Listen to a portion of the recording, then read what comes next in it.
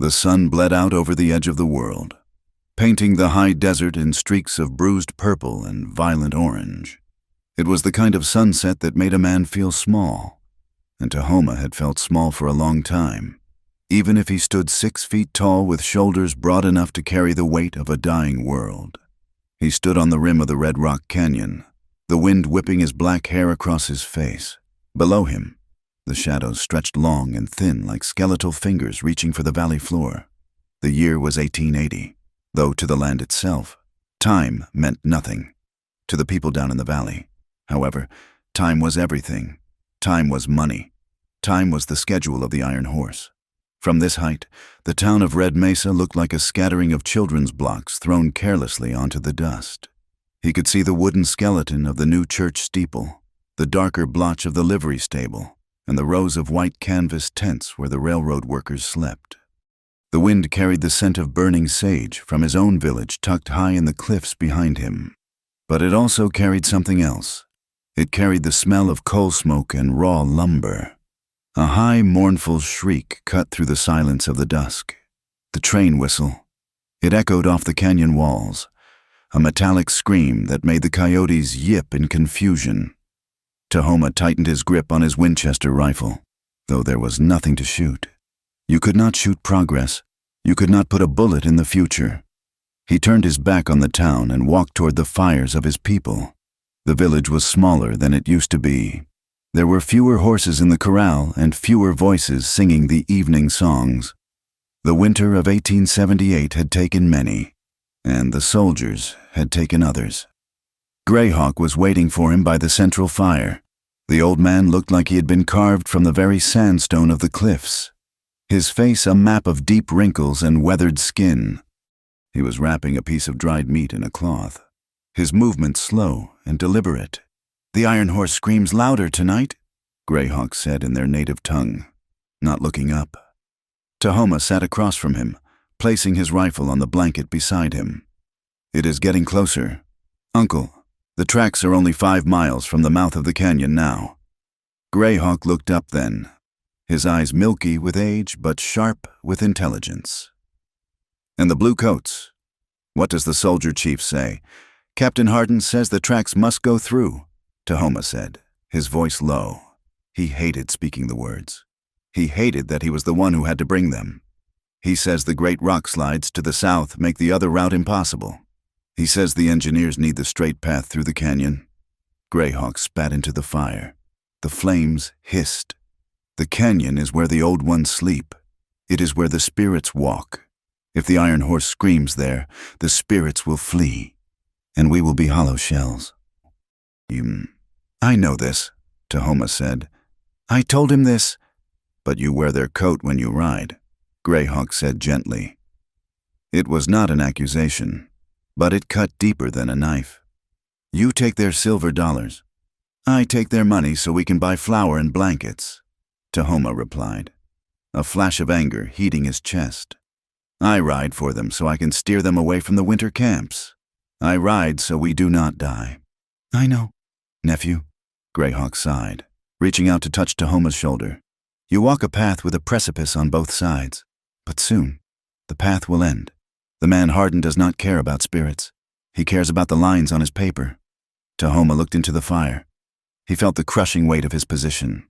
To the army, he was a useful tool, a dog that could track a lizard across solid rock. To some of his own people, he was a traitor who sold his skills to the enemy. He belonged nowhere. "I will speak to him again," Tahoma promised, though he knew it was futile. "I will tell him the ground is too soft in the canyon. I will lie if I must."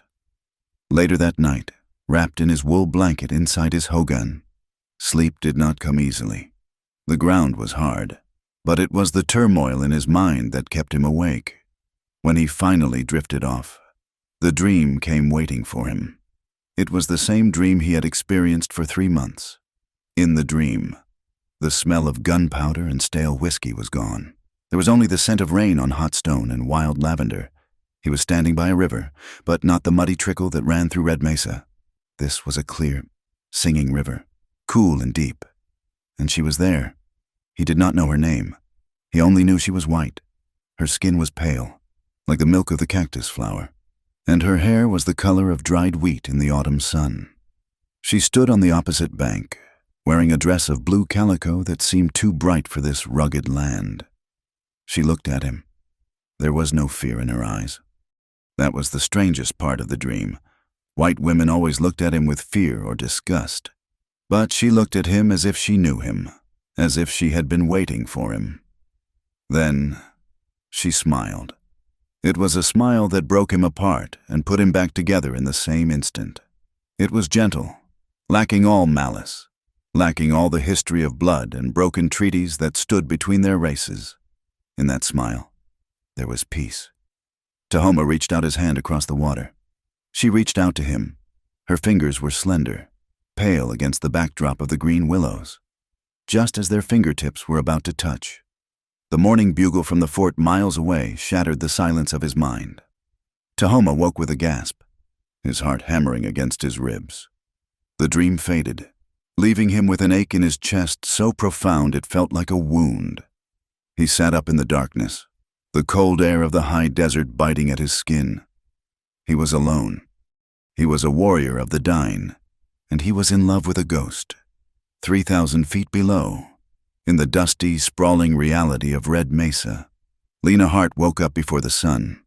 Her room was small, a lean-to added onto the back of the small wooden church that served as the town's moral compass. It smelled of beeswax and old hymnals. Lena sat up and pushed the heavy quilt aside. The air was chill, typical for the high country in October. She lit the kerosene lamp on her bedside table, the yellow light flickering to life and pushing back the gray shadows. Her eyes immediately went to the sketchbook lying open on her small writing desk.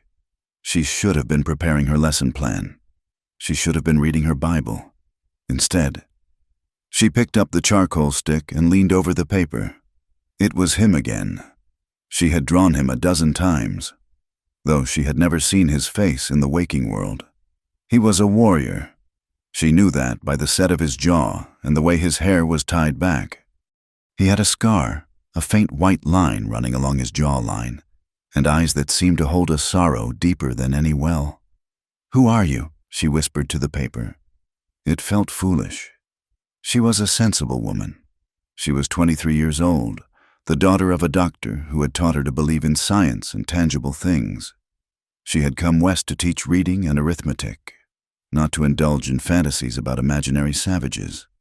She closed the book with a snap, hiding the drawing from herself. She washed her face with the cold water from the pitcher, the shock of it driving the cobwebs from her mind. She dressed quickly in her gray wool skirt and a high-collared white blouse, pinning her hair back severely. She was the schoolteacher. She had to look the part.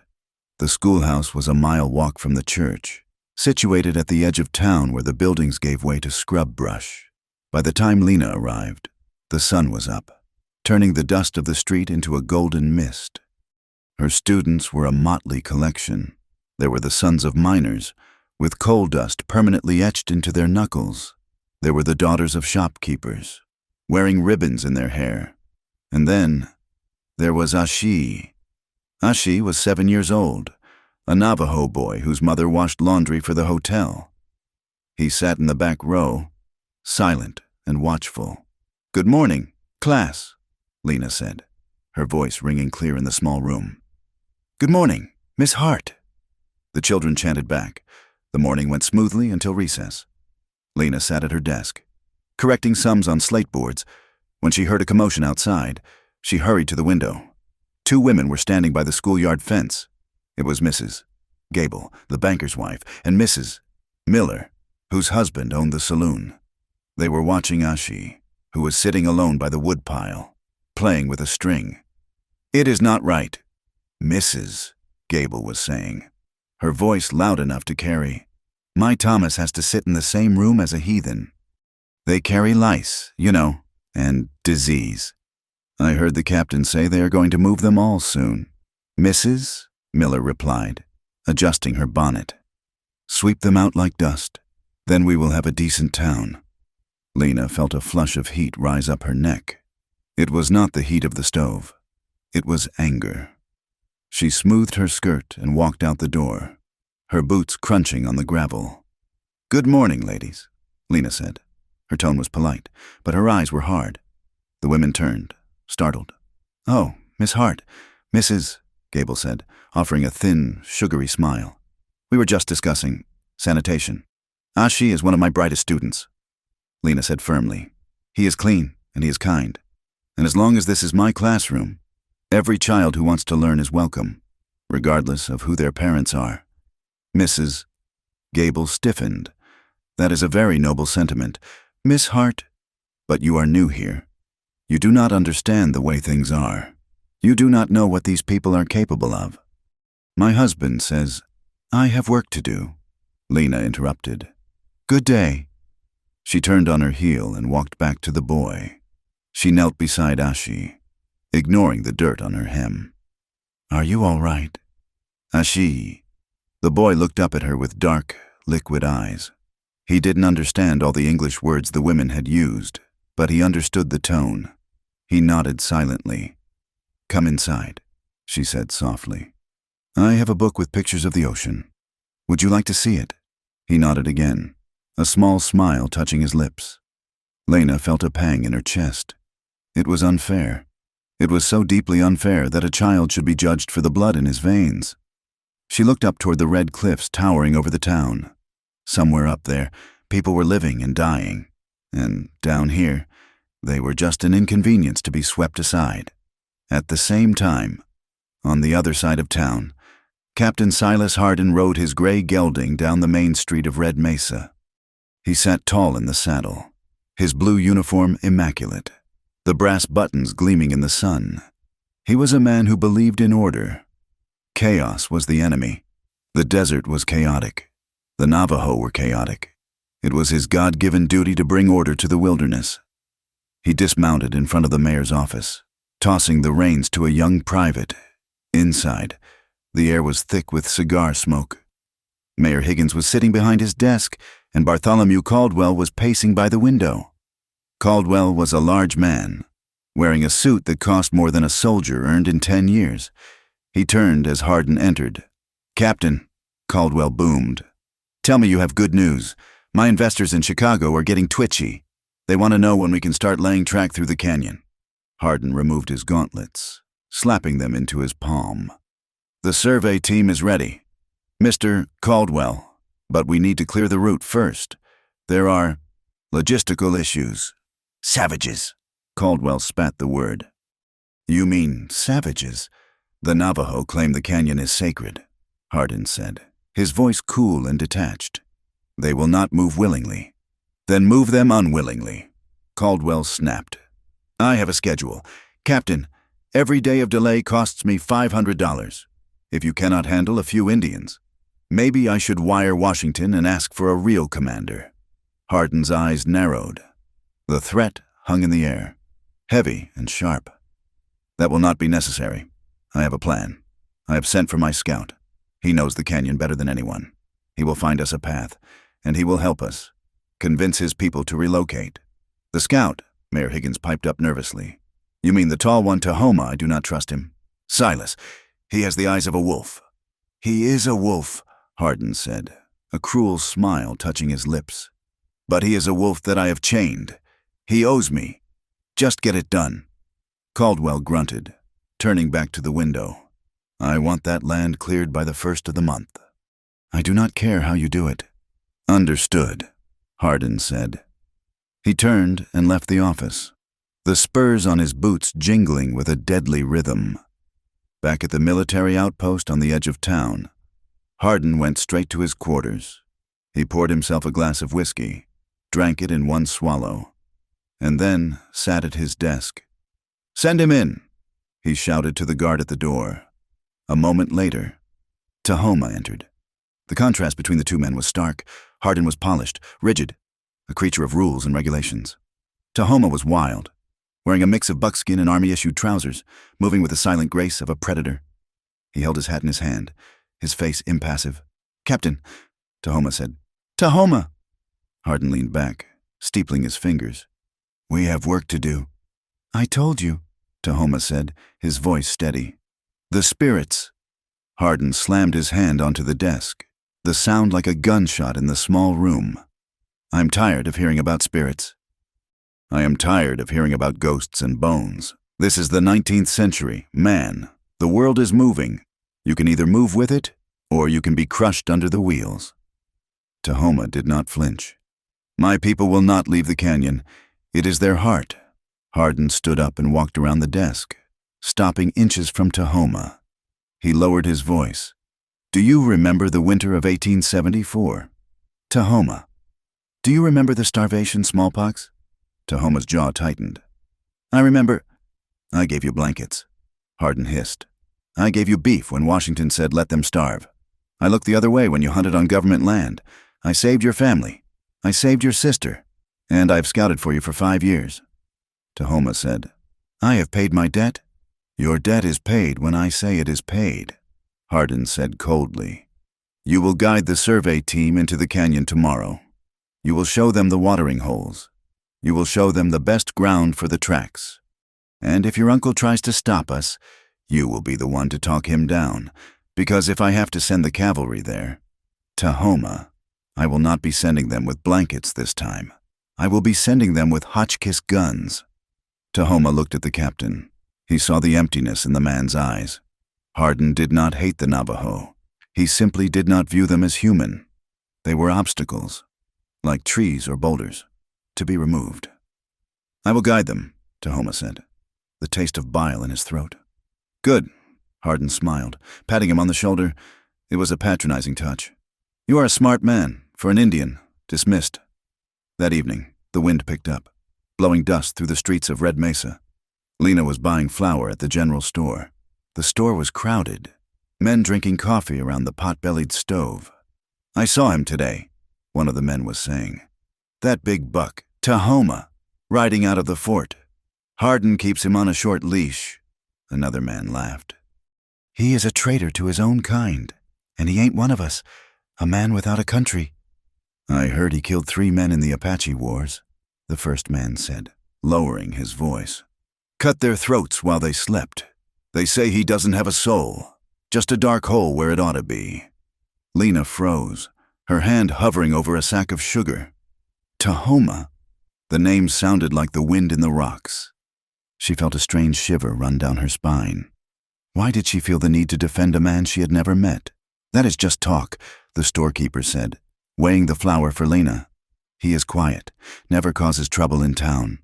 He is a savage, the first man spat. You can put a shirt on a wolf, but it will still bite you if you turn your back. Lena took her parcel, her heart beating fast. She hurried out of the store, the bell jingling behind her. The sun was setting, casting long shadows across the street. She felt a sudden, overwhelming sense of loneliness. The town was full of people, yet she felt completely isolated. Their hatred, their casual cruelty, it suffocated her. She walked back to the church, but she didn't go inside. She walked around to the back, looking out toward the great silhouette of the mesa against the darkening sky. The first stars were appearing, hard and bright like diamonds. 5 miles away, on the ridge overlooking the valley, Tahoma sat by his small campfire. He was cleaning his rifle, the metal cold and smooth under his fingers. He felt the vibration of the land, the tension building like a storm about to break. He looked up at the sky. It was a vast, endless canopy of indigo. In the town, Lena looked up at the same sky. For a moment, the distance between them didn't exist. There was no town, no canyon, no race, no history. There was only the vast, indifferent silence of the West, and 2 souls adrift in it, searching for an anchor. Where are you? Lena whispered to the darkness, thinking of the face in her sketchbook. Who are you? Tahoma thought, closing his eyes and waiting for the dream to return. The wind howled through the canyon, carrying no answers, only the promise that everything was about to change. The peace of the night was deceptive. Tomorrow, the survey team will ride. Tomorrow, the collision will begin. But for tonight, they were just a man and a woman, separated by 5 miles of darkness, dreaming of a light they had never seen but knew existed. One night soon, the dreaming would end, and the waking would begin. And God help them both when it did. The midday sun hung directly overhead, a blazing white eye staring down at the desert floor. Heat shimmered off the red rocks in visible waves, distorting the horizon into a liquid mirage. It was Saturday, a day without lessons, and Lena Hart had decided she could not spend another hour within the stifling confines of the town. The dust of Red Mesa felt heavy in her lungs, and the whispers of the townswomen still echoed in her ears. She needed silence. She needed space. She had rented a mare from the livery stable, a gentle chestnut beast named Bessie, and ridden west, away from the mines and the railroad camps. Her saddlebags held a canteen of water, a few biscuits, and her sketchbook. She told herself she was looking for a specimen of the desert agave to draw, but in truth, she was just riding. She rode for 2 hours, the town shrinking to a speck behind her until it vanished altogether. The landscape here was ancient and brutal. Enormous sandstone monoliths rose from the earth like the ruins of a giant city. The silence was absolute, broken only by the crunch of Bessie's hooves on the gravel and the occasional cry of a hawk circling in the updraft. Without realizing it, Lena had drifted toward the mouth of the Great Canyon, the place the locals called Devil's Throat, but which she knew the indigenous people held in reverence. The air here felt different, cooler, heavier.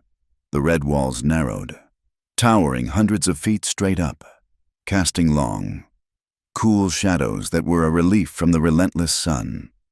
A small stream trickled down the center of the canyon floor, a ribbon of silver amidst the rust-colored stone.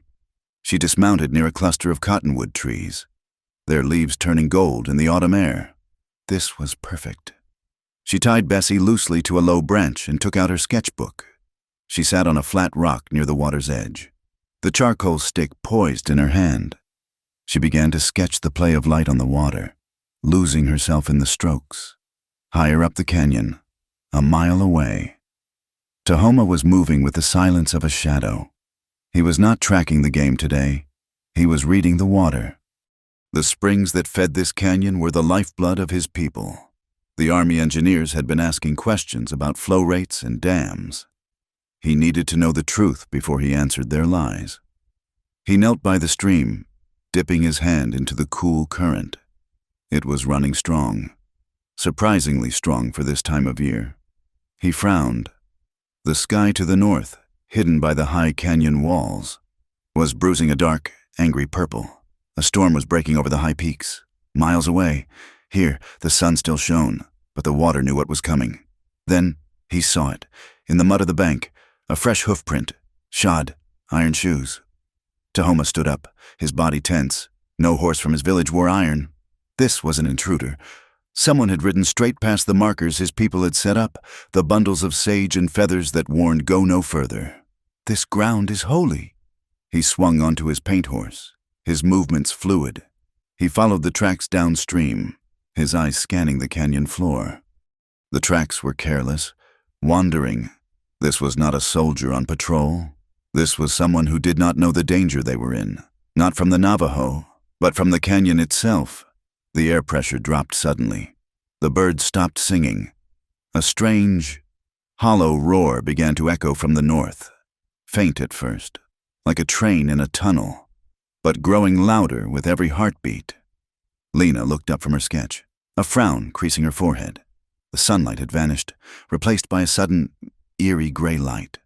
The wind picked up, whipping her skirt around her legs and tearing a page from her book. Bessie whinnied nervously, pulling at her reins. The roar grew to a deafening thunder. Lena stood, confused. There was no rain, yet the sound of rushing water filled the air. She looked upstream, around the bend of the canyon. A wall of water 10 feet high was charging toward her. It was a churning brown monster, carrying uprooted trees and boulders, a flash flood born from a cloudburst miles away. "Bessie!" Lena screamed, lunging for the horse. The mare panicked, rearing back and snapping the leather rein. She bolted up the steep scree slope, scrambling for higher ground. Lena turned to run, but her boot slipped on the mossy rock. She fell hard, the breath driven from her lungs. Before she could stand, the water hit. It wasn't water, it was a sledgehammer. It slammed into her with the force of a moving mountain, cold and suffocating. She was lifted off her feet and plunged into the churning darkness. She couldn't breathe. She couldn't see. The roar filled her skull. She flailed, her hands scraping against rocks, desperate for purchase. Her head broke the surface for a second, and she gasped a mouthful of air and gritty mud before being pulled under again. The current was dragging her toward the center of the channel, where the water was deepest and fastest. She was going to die. The thought was clear and calm amidst the chaos. She was going to die alone in this canyon. Then, something hard clamped around her forearm. It felt like iron, but it was warm. She was yanked upward with a force that nearly dislocated her shoulder. Her head cleared the water, and she coughed violently, blinded by hair and mud. Through the haze, she saw a horse, a black and white paint chest deep in the flood, straining against the current, and on the horse, a man. Tahoma leaned far out of his saddle, his legs locked around the horse's barrel. He had seen the white dress bobbing in the brown water and had not hesitated. He drove his horse into the kill zone, the water swirling dangerously around the animal's legs. He gripped the woman's arm, his muscles screaming with the effort. The current wanted her. It pulled at her sodden skirts like 1,000 hands. "Hold on!" he roared over the sound of the water. He pulled, leveraging his weight back. He swung her body toward the horse, grabbing the back of her dress with his other hand. With a massive heave, he dragged her halfway across his saddle. "Go!" he shouted to the horse, kicking its flanks. The brave animal lunged, its hooves slipping on the shifting riverbed. They scrambled up the muddy bank, the water snapping at the horse's heels. As they reached dry ground, the horse stumbled, exhausted. Tahoma slid off, pulling Lena with him. They collapsed onto the red sand, safely above the flood line. Tangled in a heap of wet limbs and heavy breathing, for a long moment, there was only the sound of the raging river below them and the harsh rasp of their own breathing. The rain began to fall then, a curtain of gray sweeping down the canyon, washing the mud from their skin. Lena lay on her back, staring up at the rain, her chest heaving. She was alive. Every inch of her body ached, but she was alive. She turned her head slowly. The man was kneeling beside her, wiping water from his eyes. He was soaked to the skin, his buckskin shirt clinging to his broad chest, his long black hair plastered to his neck. He turned to look at her. Lena stopped breathing. The face. It was the face, the high cheekbones, the strong jaw, the dark eyes that slanted slightly upward, and the scar, a thin, pale line running along the left side of his jaw. It was the face she had drawn that morning. It was the face she had drawn a dozen times.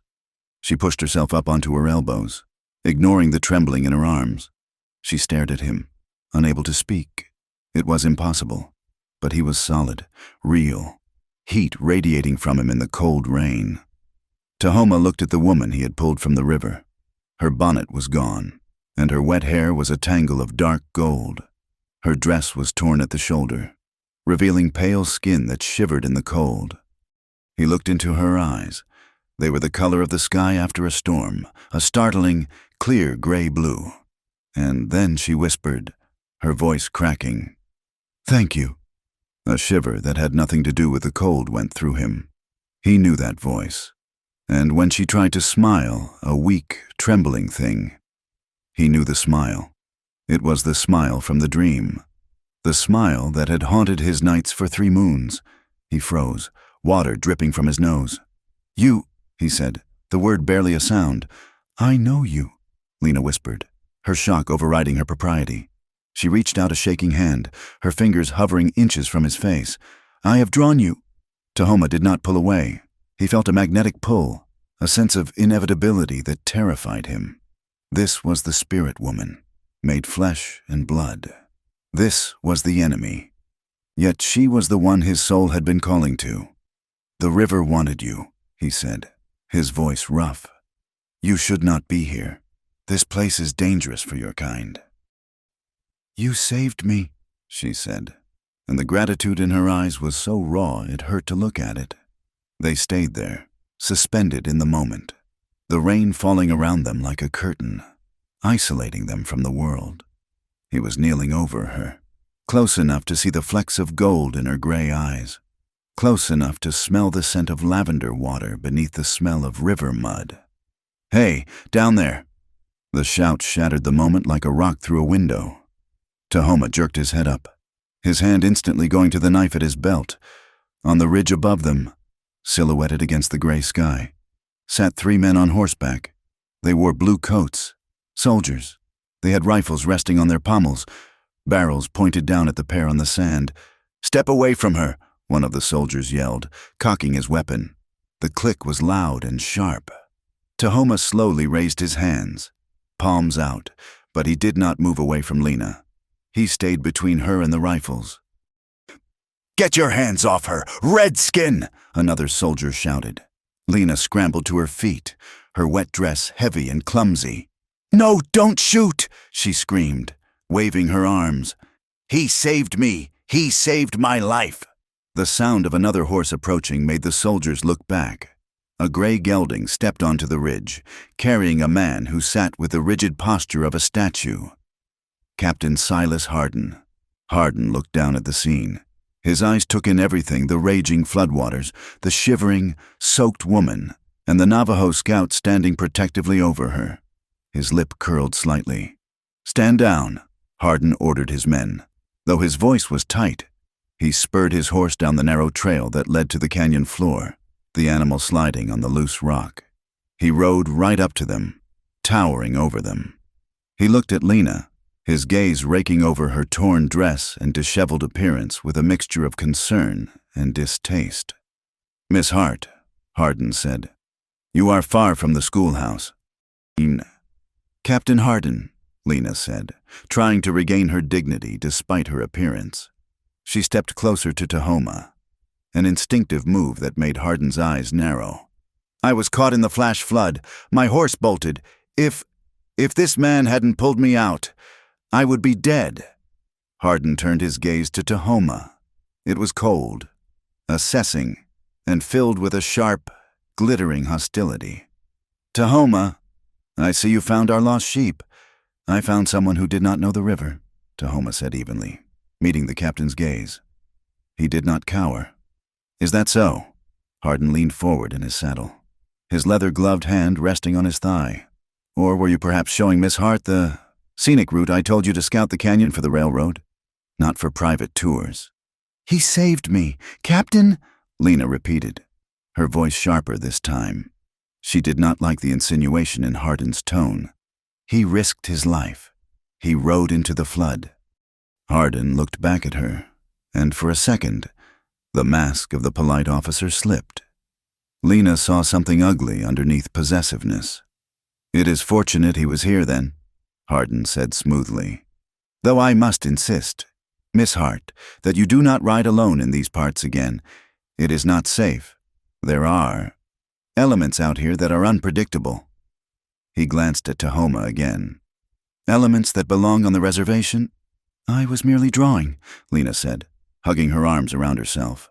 She was shivering violently now. Hardin unclasped his heavy wool cloak and tossed it down to her. "Cover yourself, Miss Hart. It is indecent." Lena caught the heavy blue wool. It smelled of tobacco and horse sweat. She wrapped it around her shoulders, but she looked at Tahoma.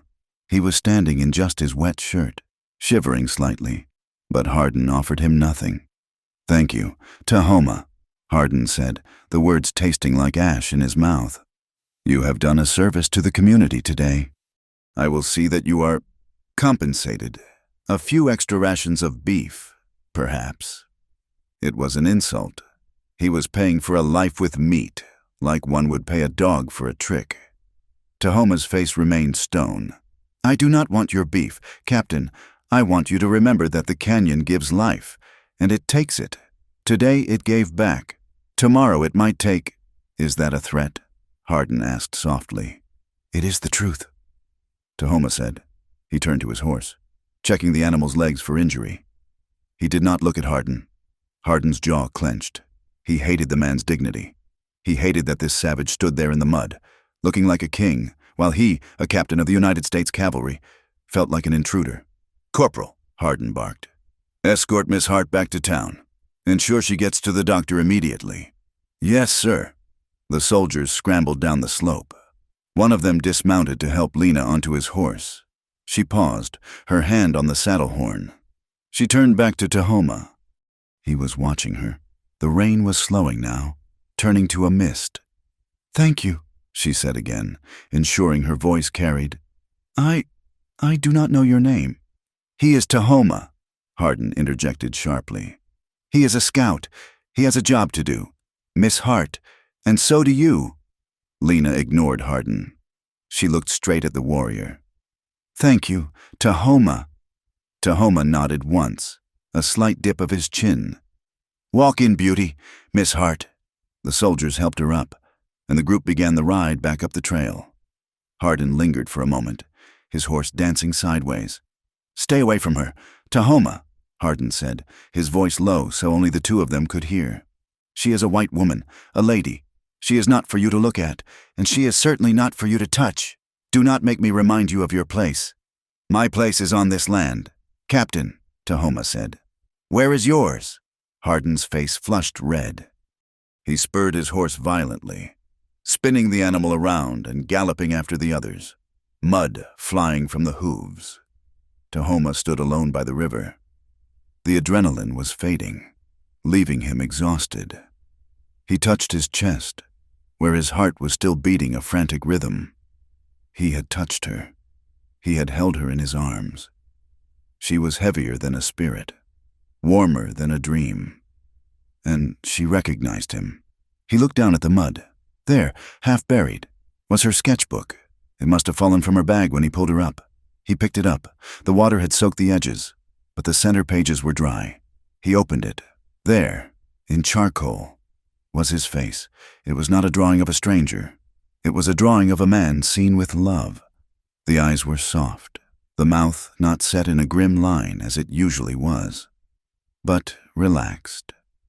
He closed the book and tucked it inside his shirt, next to his skin.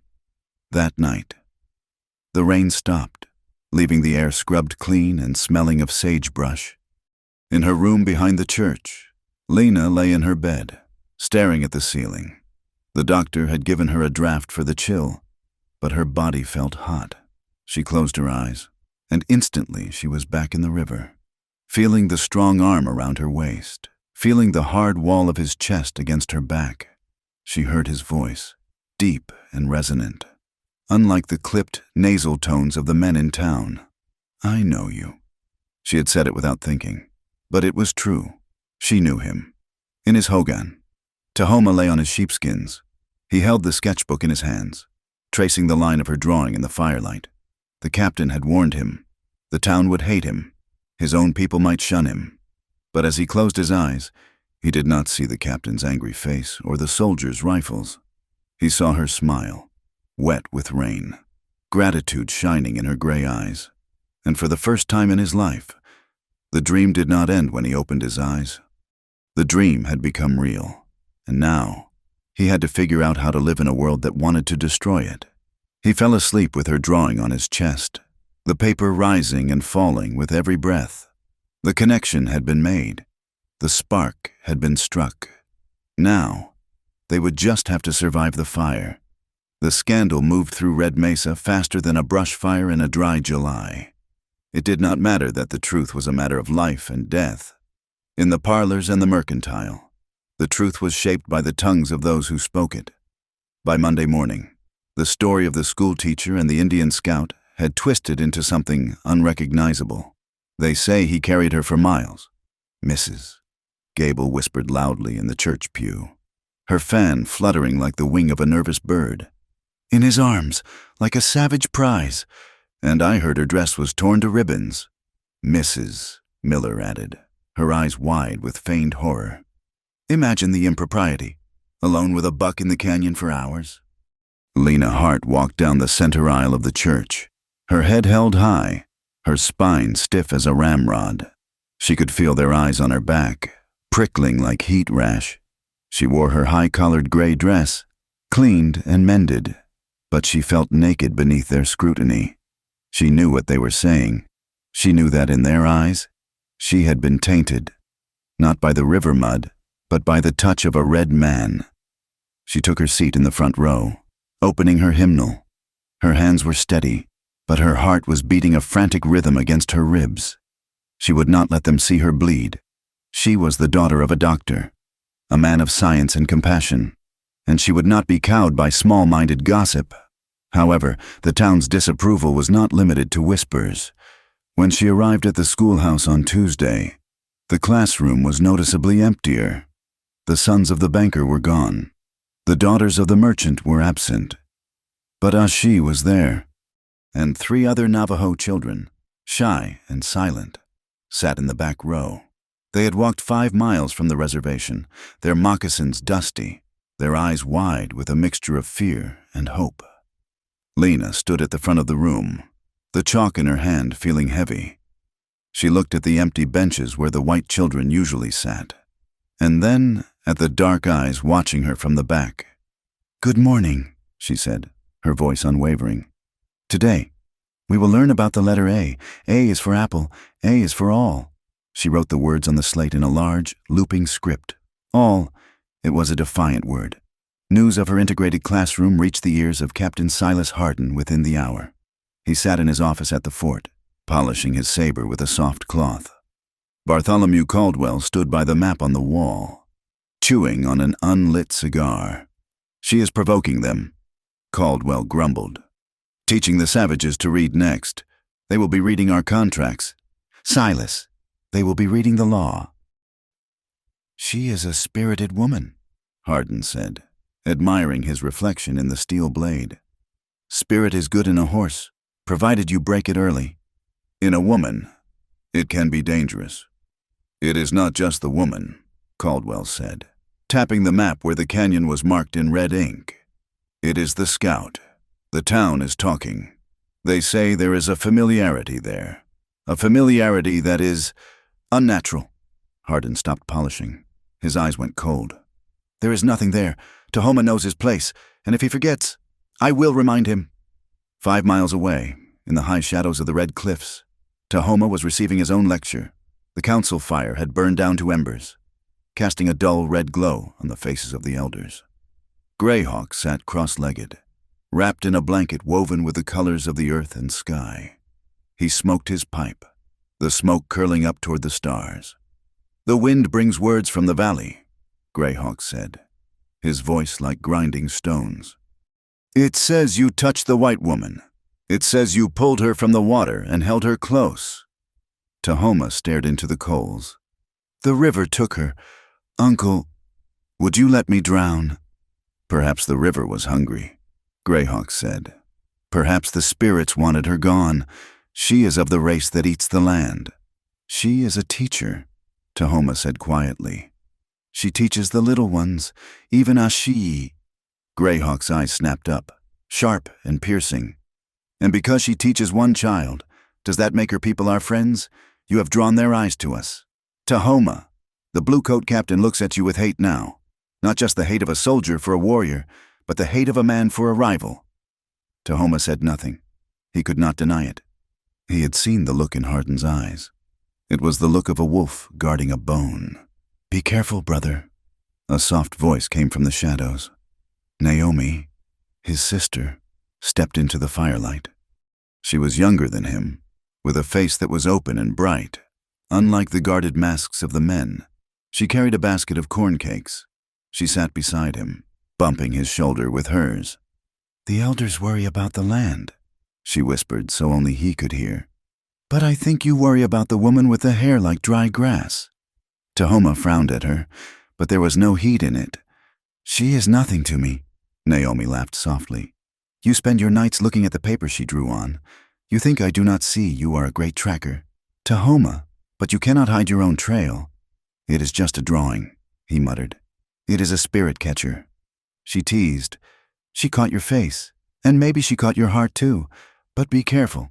A coyote who falls in love with an eagle will only break his neck trying to fly." Tahoma did not answer. He took a corn cake, but it tasted like ash. He looked up toward the rim of the canyon. He knew he should stay away. He knew that every step he took toward the town was a step toward disaster. But when he closed his eyes, the darkness was not empty. It was filled with gray eyes and a voice that whispered, "Thank you." The tension broke 2 days later, not with a whisper, but with a gunshot. The supply wagon from Santa Fe was late. It was carrying the monthly payroll for the miners, crates of dynamite for the railroad, and, most importantly, a shipment of medical supplies for the doctor. A bout of summer fever had swept through the children of the town, leaving them burning hot and coughing, and the town was out of quinine and laudanum. At noon, a rider galloped into Red Mesa, his horse lathered and blowing hard. He was bleeding from a graze on his shoulder. "Bandits!" he shouted, sliding from the saddle in front of the marshal's office. "In the Box Canyon, they hit the wagon, took everything." Panic rippled through the town instantly. The mothers of the sick children gathered around the doctor's office, weeping without the medicine. The fever could turn fatal. Captain Hardin did not waste time. He saw an opportunity. He assembled a patrol of 20 men within the hour. "Saddle up," he roared, his voice echoing off the wooden buildings. "We ride in 10 minutes." He sent a corporal to fetch Tahoma. When the scout arrived, Hardin was already mounted, his face flushed with the anticipation of violence. "You know the Box Canyon," Hardin said, not bothering with a greeting. "Tracks say they went north. Find them."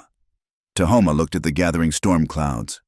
"If they went north into the rocks, they would hear 20 horses coming from miles away. They will scatter like quail. Then we will flush them out," Hardin snapped. "I want those supplies back, and I want the heads of the men who took them." Tahoma mounted his paint horse. He knew the bandits would not scatter. They would ambush.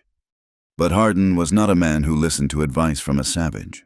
They rode hard, the hooves of the cavalry horses thunderous on the hard-packed earth. Tahoma rode at the front, his eyes scanning the ground. He found the tracks easily. 4 wagons, heavy laden. 6 outriders. They had headed into the labyrinth of twisted stone spires north of the town. As they neared the entrance to the canyon, Tahoma raised a hand. "Stop!" Hardin rode up beside him. "Why, the trail is fresh." "Too fresh," Tahoma said. "They are waiting. The canyon narrows ahead. It is a kill box." "We have superior numbers," Hardin scoffed. "Forward." "No," Tahoma said firmly. "If you ride in there, you will lose men, and you will lose the medicine. A stray bullet will smash the bottles." Hardin glared at him. "And what do you suggest, Scout? That we ask them nicely?" "Give me an hour," Tahoma said. "I will go on foot. I will circle the rim and come down behind them. When you hear the call of a red-tailed hawk, you attack. They will be looking at me, not you." Hardin hesitated. He hated relying on the man, but he needed the victory. He needed to be the hero who brought the medicine back to the weeping mothers. "1 hour," Hardin hissed. "If this is a trick, Tahoma, if you run, I will hunt you down." Tahoma slid from his horse, taking only his knife and his Winchester. He vanished into the rocks like smoke in a draft. He moved fast, climbing the sheer rock face with fingers that found purchase in cracks too small to see. He ran along the rim, the wind tearing at his clothes. Below him, he saw the bandits. They were camped in a hollow, laughing, cracking open the crates of whiskey intended for the saloon. The medical supplies, a leather saddlebag marked with a red cross, were tossed carelessly near their fire. Tahoma watched them. There were 8 men, hard men, with faces like dried leather. He checked the position of the sun. 40 minutes had passed. He moved down the cliff face, silent as a spider. He reached the canyon floor behind a cluster of boulders. 50 yards from their camp, he could hear their voices. "Reckon that army captain will come charging in here any minute." One bandit laughed. "We'll pick 'em off like ducks in a barrel. Shame about the medicine," another said, kicking the bag. "Worthless to us. Might as well burn it." Tahoma's grip on his rifle tightened. He could not wait for Hardin. If they burned the bag, the children would die. He set his rifle down. This required silence. He drew his knife. He picked up a stone and threw it hard against the canyon wall to his left. Clack! What was that? One of the bandits stood up, drawing his pistol. He walked toward the noise. As he passed the boulder, Tahoma moved. A hand over the mouth. A swift strike to the temple with the hilt of the knife. The man slumped without a sound. Tahoma dragged him into the shadows. 7 left. He moved closer. He was a shadow within shadows. He reached the edge of the firelight. The bag was 10 feet away. He lunged. He grabbed the strap of the bag just as a bandit turned and saw him. "Indian!" the man screamed. The canyon exploded into chaos. Pistols roared. Tahoma rolled. The bag clutched to his chest. A bullet kicked up dirt inches from his face. He felt a searing burn on his upper arm as another slug grazed him. He didn't stop. He sprinted for the rocks, zigzagging through the hail of lead. From the mouth of the canyon, the sound of a bugle cut through the air. Hardin had heard the shots. The cavalry was charging. The bandits turned their attention to the thundering hooves approaching from the south, forgetting the lone scout in the chaos. Tahoma scrambled up a narrow chimney of rock, dragging the heavy bag with him. He reached the rim just as the main firefight erupted below. He looked down. The soldiers were overwhelming the bandits. Hardin would have his victory. He would have his glory. But Tahoma had the medicine. He did not go back to the soldiers. He did not trust Hardin with the fragile glass vials. He knew where the sick children were. He had heard the women talking in the market. They were keeping them at the schoolhouse, because the air was better there than in the dusty town center. He mounted his horse, which he had whistled for from the ridge, and rode not for the fort, but for the schoolhouse. It was long past dark when he arrived. The schoolhouse was dark, save for a single lantern burning in the window. Inside, Lena was exhausted. She had pushed the desks against the wall to make room for the pallets where 3 children lay, tossing in fever. The doctor had come and gone, his face grim, saying there was nothing he could do without the quinine. Lena sat on a stool, dipping a rag into a bowl of cool water. She wiped the forehead of a little girl, the daughter of the blacksmith. "Hush now," she whispered. "Sleep." A soft knock at the door made her jump. It was not the heavy pound of a fist, but a rhythmic tap. She stood up, smoothing her apron. She picked up the lantern and walked to the heavy oak door. "Who is it?" "It is Tahoma." The voice was low, rough, and it sent a shock wave through her. She threw the bolt and opened the door. He stood in the darkness, looking like a spirit of the night. He was covered in dust. There was a dark stain on the sleeve of his shirt. In his hand, he held a battered leather bag with a red cross. "For the children," he said, holding it out. Lena stared at the bag, then at him. She took it, the leather warm from his hand. The medicine, but how the captain said. "The captain is fighting," Tahoma said. "I thought this should not wait for the fighting to end." Lena looked at his arm. The blood was fresh, soaking the buckskin. "You are hurt." "It is a scratch," he said, turning to leave. "I must go before they miss me." "No," Lena said. The word came out before she could stop it. It was a command, not a request. "Come in." He hesitated. "Miss Hart." "Come in," she repeated softer. "I cannot take the medicine and leave the messenger bleeding on my doorstep. Please." He stepped over the threshold. The room smelled of sickness and chalk and lavender. It was a foreign world to him. Lena set the bag on her desk and pointed to a chair. "Sit." She opened the bag quickly, checking the contents. The vials were intact. She breathed a sigh of relief that was almost a sob. She quickly administered a dose to the worst of the children, her hands efficient and sure. Then she turned to Tahoma. He was sitting awkwardly on the small chair, his large frame seeming to fill the room. He held his hat in his hands. Lena brought a basin of warm water and a clean cloth. She pulled another chair close to him. "Let me see," she said. Tahoma unlaced his shirt. He had to slide the fabric down his shoulder. His skin was the color of copper in the lantern light, smooth and hard with muscle. The wound was a nasty furrow across his deltoid, bleeding freely. Lena took a breath. She had helped her father many times. She had seen blood. But this was different. To touch him was forbidden. It was a taboo that could get them both killed. She dipped the cloth in the water and touched it to the wound. He hissed, his muscles bunching under her fingers. "I am sorry," she whispered. "I have to clean it." "It is fine," he gritted out. She worked in silence. The room was so quiet she could hear the moth fluttering against the lantern glass. She could hear his breathing, slow and deep. She could hear her own heart. She poured a little whiskey from a bottle on the shelf onto the wound to disinfect it. He didn't flinch this time, just closed his eyes. She began to bandage it with a strip of white linen. Her fingers brushed against his chest, against the warmth of his skin. It was electric. A current passed between them, undeniable and terrifying. She tied off the bandage and looked up.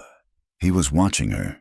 His eyes were dark pools, unreadable and yet filled with a terrible intensity. They were inches apart. She could smell the sage and the dust on him. She could feel the heat radiating from him. "Why did you bring it here?" she asked softly. "Why didn't you take it to the captain?"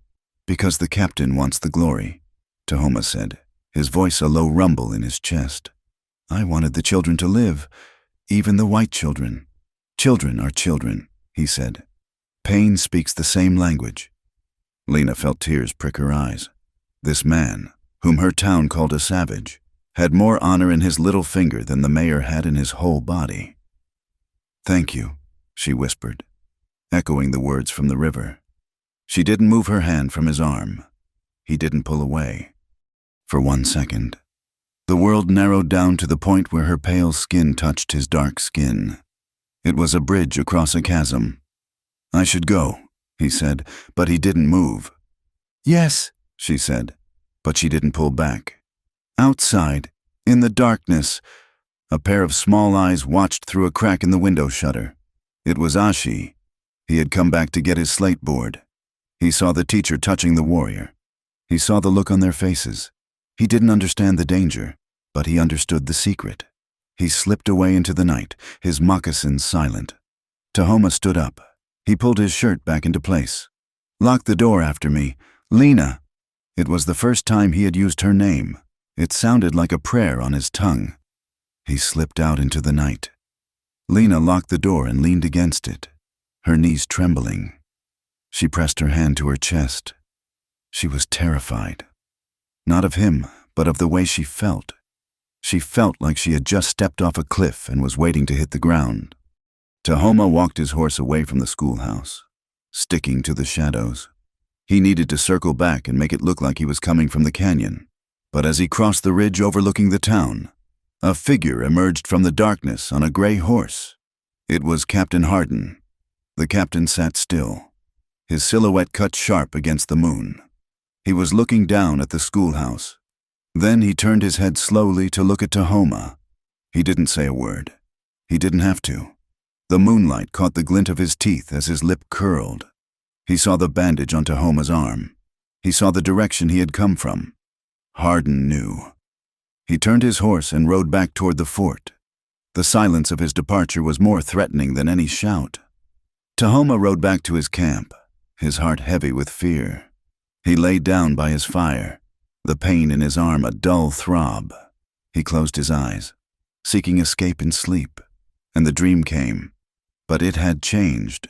He was no longer across the river. He was sitting on the wooden steps of the schoolhouse. The lantern light was spilling out, golden and warm. Lena was sitting beside him. She was not looking at him. She was looking at the stars. "Tahoma," she said. She turned to him, and in the dream, she reached out and touched the bandage on his arm. "Tahoma," she said again. He woke with a start, the sound of his name still ringing in his ears. The fire had died down. The desert was cold, but his arm was warm where she had touched him. The dream was getting closer. The spirit world was bleeding into the waking world. And out there in the dark, Silas Hardin was sharpening his knives. The map was unrolled across the heavy oak table in the commander's office like a declaration of war, its corners held down by a whiskey bottle and a loaded revolver. It was a crisp, expansive sheet of parchment, smelling of ink and ambition. Bartholomew Caldwell tapped a thick finger against the paper. The nail was manicured. a stark contrast to the rough wood. "Here," Caldwell said, his voice thick with the assurance of a man who had never been told no. "The straight line, Captain, through the Devil's Throat." Captain Silas Hardin studied the map. The red line drawn by the surveyors sliced directly through the jagged contours of the canyon, ignoring the topography that had stood for 1,000,000 years.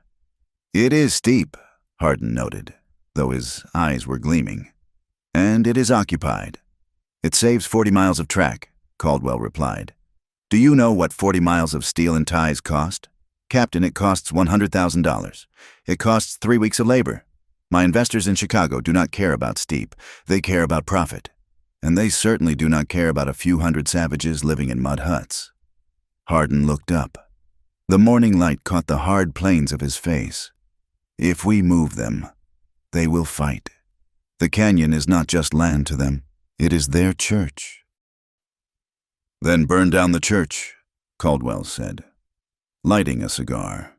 He blew a cloud of blue smoke toward the ceiling. "I have spoken to the senator. If you clear this route by the 1st of November, there is a promotion waiting for you. Major Hardin, perhaps even colonel within 5 years." Hardin stood up.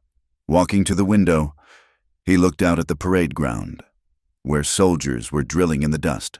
Order, discipline, that was what mattered. The Navajo were chaotic. "I will clear it," Hardin said softly. "But we must do it legally. We must offer them a treaty first. When they refuse, and they will refuse, then we are justified in using force to remove the obstruction. Just get it done," Caldwell said, turning to leave. "I have a schedule to keep."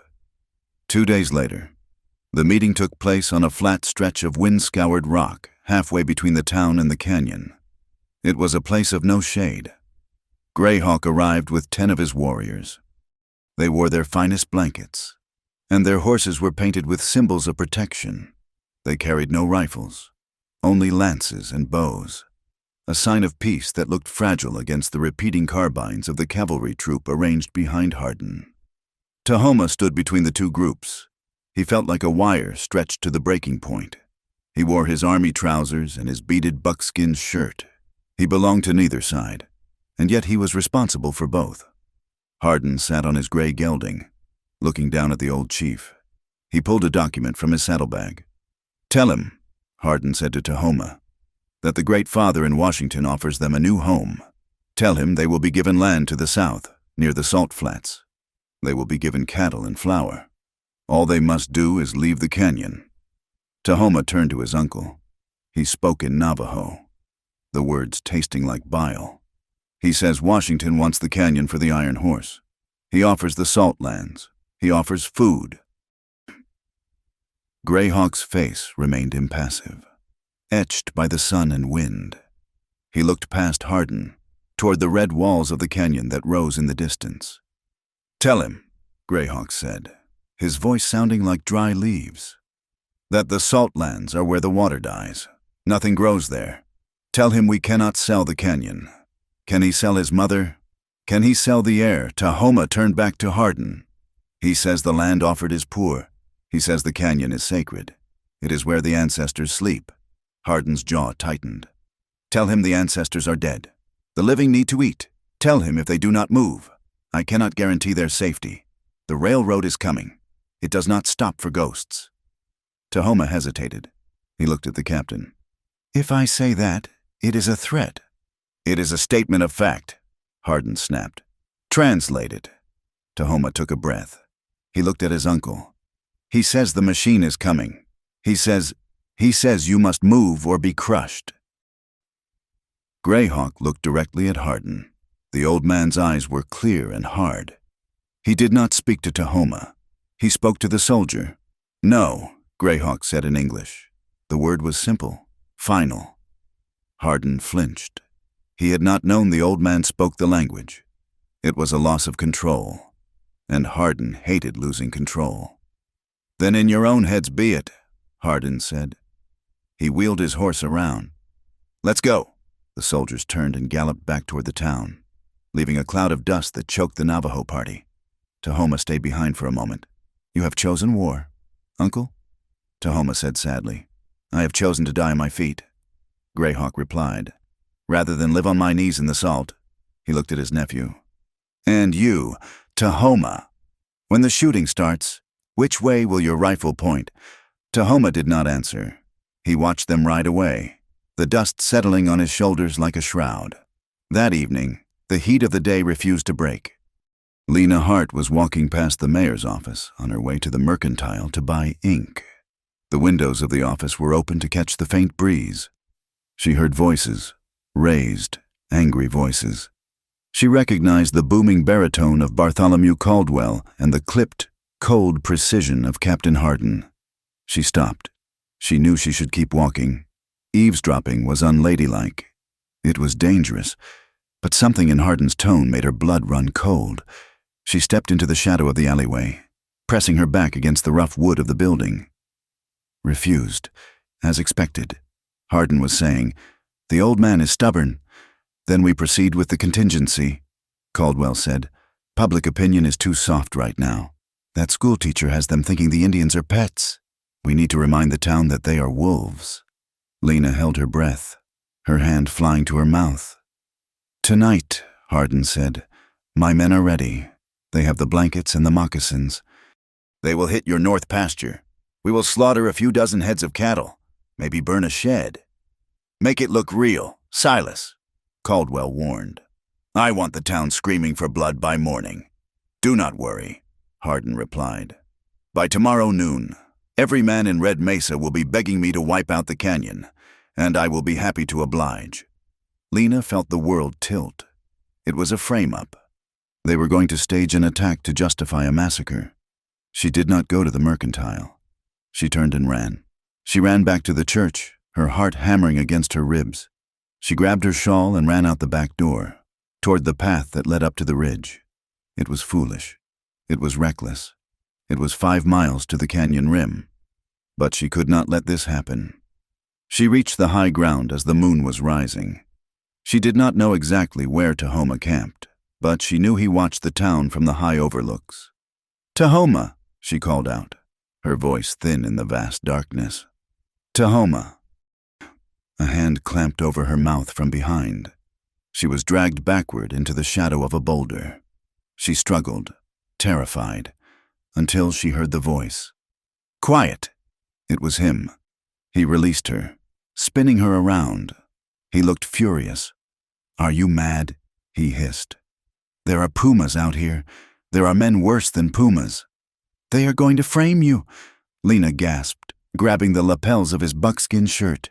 She was trembling, her hair wild from the run. "Hardin and Caldwell, I heard them. Tonight, they are going to attack the ranch and blame your people." Tahoma still went. His hands, which had been gripping her arms to steady her, tightened. "What did you say?" "They are going to dress as Navajo," she said, the words spilling out. "They will kill the cattle. They want the town to demand a war. They want an excuse to clear the canyon." Tahoma looked toward the town. The lights were twinkling innocently in the distance. "Hardin," he breathed. It was not a question. It was a curse. "He has no honor." "You have to stop them," Lena said. "How?" Tahoma let go of her and paced a few steps away. "If I go down there and fight soldiers, I am a traitor. They will hang me. If I tell the town, who will believe me I am just an Indian scout?" "I will believe you," Lena said fiercely.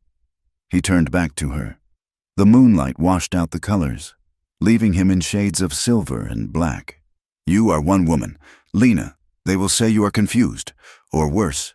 "So you will do nothing?" she asked, her voice breaking. "You will let them start a war?" "I am trapped," he said, his voice full of anguish. "I am a man standing between 2 rushing trains." Lena stepped closer to him. She reached out and took his hand. His skin was rough, calloused from the reins and the rifle.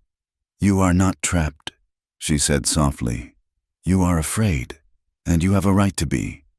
But Tahoma, listen to me. If you do not stand for the truth now, if you let them write this lie in blood, then everything you are, your honor, your heart will be gone, and your best dream."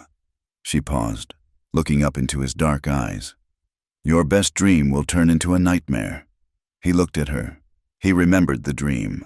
The river, The peace. Go back, he said abruptly. Go back to your room. Lock the door. Tahoma, go, he commanded.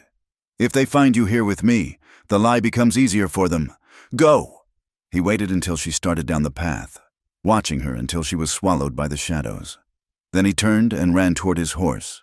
He rode hard for the village, but he did not go to the elders. He went to the younger men, the warriors who were sharpening their knives by the fire. They looked at him with suspicion. The blue-coat dog returns, one of them sneered. Listen to me, Tahoma said. Soldiers are coming, but not to fight us here. They're going to strike the ranch and wear our face. Let them, the warrior spat. Let them fight ghosts. Naomi stepped out of her hogan. She looked at her brother. She saw the sweat on his face, the desperation in his eyes. Why do you care, brother? She asked quietly. You ride with them. You eat their bread. I care because it is a lie, Tahoma said, and because the fire they start tonight will burn us all tomorrow. So what will you do? Naomi asked. She walked up to him, her eyes searching his face. Will you ride to the ranch and shoot white men, or will you ride to the fort and salute the captain? You must choose. Tahoma, you cannot have one foot in the canoe and one on the bank. You will drown. I will protect the land, Tahoma said. In my own way. He spun on his heel and left. He knew he could not stop the attack.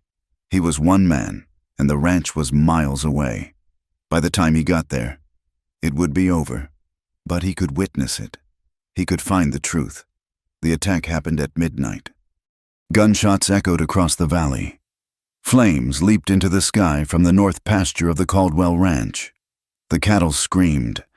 In the town of Red Mesa, lights flickered on in every window. Men grabbed their rifles and ran into the street. Indians, someone shouted. They are hitting the herd. Get the sheriff. Where is the cavalry? By the time the town mob reached the ranch, the attackers were gone. The scene was a slaughter. 20 cows lay dead, shot wanton. A shed was burning, casting a hellish orange light over the scene, and on the ground, planted deliberately for everyone to see, was a Navajo lance, its feathers fluttering in the hot wind of the fire. Bartholomew Caldwell stood by the burning shed, his face a mask of righteous fury. Look, he shouted to the gathering crowd. Look what they did. They did not take the meat. They killed for sport. They are animals. The crowd roared. Fear and anger, stoked by the flames, turned into a thirst for vengeance. Clear them out, a miner yelled. Kill them all, another screamed. Captain Hardin rode up a few minutes later, his troop behind him. He looked at the destruction with a grim satisfaction. I see the savages have made their answer to our treaty, he announced loud enough for all to hear. Return to your homes. Lock your doors. At dawn, the army will handle this. The crowd cheered him. They saw a savior. Tahoma arrived at the ranch an hour before dawn, long after the crowd had dispersed and the soldiers had returned to the fort to prepare for war. The fire was just smoldering coals now. He tethered his horse in the brush and crept toward the dead cattle. The smell of burnt wood and blood was heavy in the air.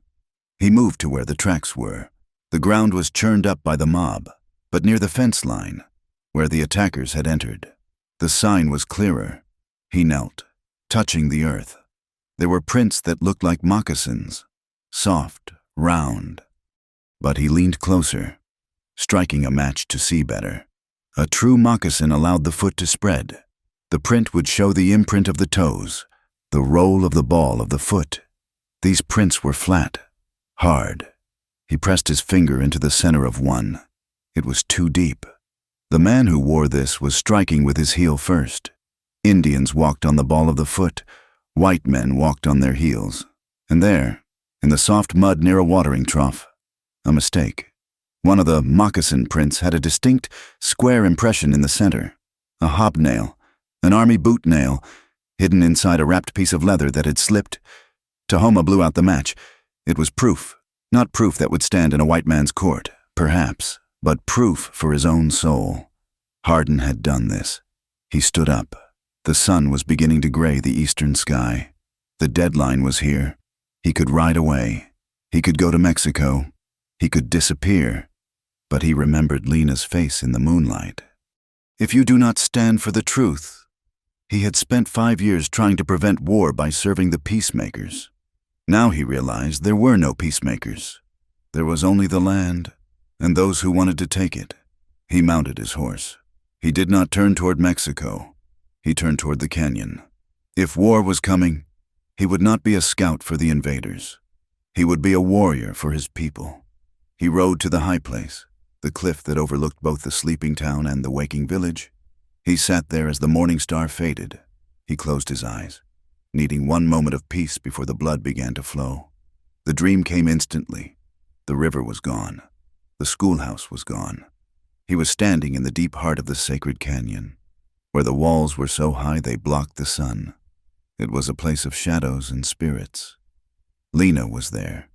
She was wearing a white dress, simple and pure. She was not smiling this time. Her face was solemn. She held out her hand, palm up. "Come home, Tahoma," she whispered. "In the dream." He walked to her. He did not stop at arm's length. He stepped close until he could feel her warmth. She took his hand and placed it on her chest, over her heart. He felt the steady, strong beat. Thump, thump, thump, thump. He placed her hand on his chest. His heart beat in the same rhythm. They stood there, 2 hearts beating as one in the center of the sacred earth. It was not a dream of romance anymore. It was a dream of union, of a bond that was stronger than iron rails and army regulations. Tahoma opened his eyes. The sun had crested the horizon. The bugle sounded from the fort. Clear, sharp, the call to mount up. He racked the slide of his Winchester. "I am coming," he whispered to the wind. He turned his horse and rode down into the canyon, crossing the line from the world of the white man back into the world of the Dine. The bridge was burned. Now, he would fight. The sun had not yet crested the canyon walls when Captain Silas Hardin gave the order to move out. The air was cold and brittle, smelling of damp sage and gun oil. Behind him rode 40 troopers, their sabers rattling in their scabbards, their faces grim. They believed they were riding to punish cattle thieves. They believed they were the hammer of justice. Hardin rode at the head of the column, his spine stiff, his eyes fixed on the red gap in the earth ahead. He did not care about the cattle. The dead cows were merely the price of admission for the show he intended to direct. Today, he would break the spine of the Navajo resistance. Today, the canyon would be cleared. But there was a variable he had not accounted for. 3 miles to the east, racing across the scrubland on a sweating mare. Lena Hart pushed her horse to the limit. She had left Red Mesa an hour before the army, riding through the dark, guided only by the stars and a desperate fear. She knew the Navajo were gathering at the Sunrise Circle, a natural amphitheater deep in the canyon, to pray for their ancestors. They would be unarmed. They would be sitting ducks. "Faster, Bessie," she urged, leaning low over the horse's neck. "Please, faster." She saw the dust of the army column to her left. She was ahead of them, but not by enough. She had to reach the narrow pass before they did. She had to fire a warning shot, scream, and do something to alert the village. She crested a ridge and saw the entrance to the canyon. She was close. Suddenly, 3 riders exploded from the brush in front of her. "Halt!" Lena yanked on the reins, Bessie rearing in panic. It was Sergeant Miller and 2 scouts, hard-faced men loyal only to Hardin. "Well, well," Miller sneered, grabbing Bessie's bridle. "Look who is up early, the school teacher." "Let me go," Lena screamed, lashing out with her riding crop. She struck Miller across the face, leaving a red welt. Miller cursed and dragged her from the saddle. She hit the ground hard, the breath driven from her lungs. Before she could stand, they were on her. Rough hands twisted her arms behind her back. Rope bit into her wrists. "Bring her to the captain," Miller spat, wiping blood from his cheek. "He will want to see this." They dragged her to the main column. Hardin looked down at her from his gray gelding. He did not look surprised. He looked disappointed, like a father finding a child stealing candy. "Miss Hart," Hardin said, his voice dangerously calm. "I assume you were riding to warn your friends." "You are a murderer," Lena gasped, struggling against the ropes. "They are innocent. I heard you planning it with Caldwell." Hardin's face tightened. He leaned down. "You are hysterical, my dear. The desert sun has addled your wits. But since you are so eager to see the Indians, you shall join us. You will be my witness. You will see what happens to those who defy progress." He signaled to Miller. "Tie her horse to my saddle. She rides with me. In the front." It was a cruel calculation. If the Navajo fired, they would have to shoot through a white woman to hit the commander, a mile ahead, standing on a high pinnacle of rock. Tahoma watched the column approach. He lowered his spyglass, his hands shaking with a rage so cold it burned. He had seen the capture. He saw the splash of a blue dress right next to Hardin's gray uniform. He had planned to lead them into the box canyon and then trigger the ambush. But now, Lena was the shield. His heart hammered against his ribs. "Think," he told himself. "Think like a wolf." If he signaled the attack now, arrows and bullets would rain down on the column. Lena could be killed in the crossfire. If he did nothing, Hardin would ride into the sunrise circle and slaughter the elders while they prayed. He had to change the board. He scrambled down the rocks, mounting his paint horse. He rode out to meet the column, his face a mask of stone. Hardin smiled when he saw the scout approach. "Tahoma, you are late." Tahoma did not look at Hardin. He looked at Lena. Her hair was wild, her dress dusty, her wrists bound to the pommel of her saddle. Her eyes met his wide, terrified, but alive.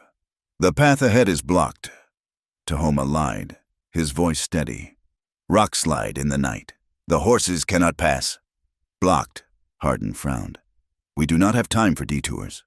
"There is another way," Tahoma said, pointing to a narrow fissure in the canyon wall to the west. "The Narrows. It is tight, but it leads straight to the circle. It will save you 20 minutes. Hardin studied the scout's face. He looked for deceit, but Tahoma looked only at the ground, the picture of a subdued servant. "Very well," Hardin decided. "Lead on, but remember, Tahoma, if this is a trick, the girl dies first." Tahoma turned his horse toward the Narrows. It was a gamble. The Narrows was a winding slot canyon, barely wide enough for 2 horses abreast. High walls, deep shadows. He led them in. The air grew cooler. The walls rose up, blocking the sun. The sound of the horses' hooves echoed loudly, masking the silence from above. Tahoma counted the steps. 100 yards, 200. They reached the midpoint. The walls were 300 feet high here. He looked up. He saw the flash of a mirror signal on the rim. Greyhawk was there. The warriors were ready. Tahoma slowed his horse. He waited until Hardin and Lena were deep in the shadow of the overhang. "Now!" he screamed in Navajo, his voice echoing like thunder. He slapped the rump of Lena's horse hard. "Ride!" Bessie bolted forward, startled by the shout and the slap. At the same moment, Tahoma wheeled his paint horse around, drawing his Winchester. Above them, the sky seemed to fall. Boulders the size of wagons, pushed by the warriors on the rim, crashed down behind the column and in front of it, sealing the ends of the pass. The earth shook. Dust billowed up in a choking cloud. Panic erupted. Horses screamed and reared. Men shouted orders that were lost in the roar of falling stone. "Treason!" Hardin roared, pulling his revolver. "Shoot him! Shoot the Indian!" But the soldiers were in disarray, trapped in the crush, and they were not just fighting the Navajo. From the rear of the column, gunfire erupted, not from the cliffs, but from the trail behind them. Deputy Eli Turner had arrived. He had ridden out with 5 men from the town miners and shopkeepers who had grown tired of Hardin's tyranny and had believed Lena when the whispers started. They saw the trap. They saw the girl bound. "Drop your weapons," Eli shouted, his shotgun leveled. "This is an illegal action." The army was fighting itself. Loyalists to Hardin fired back at the deputies. The horses milled in confusion. In the middle of the storm, Tahoma ignored the bullets. He drove his horse through the chaos, eyes fixed on the blue dress. Lena's horse had been cut off by a fallen rock. She was trapped against the canyon wall, struggling to free her hands. Hardin was pushing his horse toward her, his face twisted in a rictus of hate. He raised his pistol, aiming not at Tahoma, but at her. "If I cannot have order," Hardin shouted, "I will have silence." Tahoma launched himself from his saddle. He hit Hardin with the force of a mountain lion, tackling the officer off his horse. They hit the hard ground together, rolling in the dust. Hardin's pistol went off, bang. A sear of white-hot pain tore across Tahoma's ribs. The bullet had raked him, carving a deep trench along his side. He grunted, but did not let go. He slammed Hardin's wrist against a rock, forcing him to drop the gun. They scrambled to their feet. Hardin drew his saber, the steel hissing. Tahoma drew his hunting knife.